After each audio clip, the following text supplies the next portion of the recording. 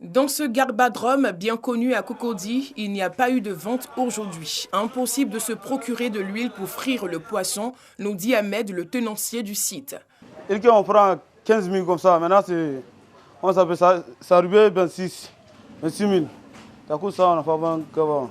Tout est trop cher. Et puis quand tu sais, tu as dit qu'il y a ce petit, tu vois non.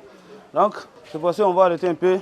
Ahmed consomme en moyenne 25 litres d'huile par jour. Cette augmentation lui crée beaucoup de désagréments. C'est trop cher. On a qu'à diminuer quand même. On ne peut pas avoir un cadeau. Comme lui, plusieurs commerçants déplorent ces derniers temps l'augmentation du prix de l'huile de palme. C'est devenu un peu bizarre parce que de 15 000 francs, l'huile est passée à 24 000, même 25 000 francs. Pourtant, moi, je prends 7 bidons de 25 litres. Les chips, je les fais le paquet de 500, 200. Je ne peux pas faire le paquet de 500 à 600. Pourtant, l'huile est devenue chère, ça ne m'arrange pas du tout. Et nous, on consomme beaucoup d'huile. Souvent, même les clients viennent dire que les galettes, là, c'est petit. Ça diminue. Donc, avec l'huile, là, ça ne peut pas nous arranger. Le prix de l'huile a augmenté, ça a trop augmenté. Nous, les vendeuses d'Ateke, à locaux, Ignam, les consommateurs, là, c'est qu'on veut la huile, là. Vraiment, ils n'ont qu'à mettre ça au prix normal.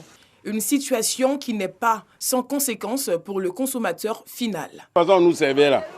Maintenant là, ça a changé. On nous sert plus comme d'habitude. Le service, vraiment, la télé qu'on nous servait là, c'est bien petit. Il y a vu sur Facebook même, là, moi j'ai vu, les prix là, ils ont mis 2 bidons. Ça a augmenté 9 000 francs dessus. De 16 000 francs, la bouteille de 25 litres d'huile s'achète désormais à 24 000 voire 26 000 francs CFA, soit une hausse de plus de 60%. Dans les boutiques, les détaillants ne nient l'augmentation du prix, ils accusent les grossistes. Si tu as payé à Diamalaba 25 000 ou 26 000, si les clients ici se demandent combien, si tu as dit 26 000, ils ne payent pas. Si tu as vendu ça à 25 000, tu ne gagnes rien. Non? Tout ce qu'on dit, il s'est augmenté. La facture, c'est là, c'est pour ça qu'on a gardé la facture, on ne sait jamais. Quand il y a le contrôle, on sait que la facture descend. Donc. Les quelques grossistes qui ont accepté de parler ont requis l'anonymat. Ils pointent du doigt les fournisseurs. Nous sommes victimes de l'augmentation du prix de l'huile. Chaque semaine, le prix augmente d'au moins 1 000 francs. Nous, on ne peut rien faire. Nous, on prend avec les fournisseurs. Le problème vient des fournisseurs, ce n'est pas de chez nous le problème.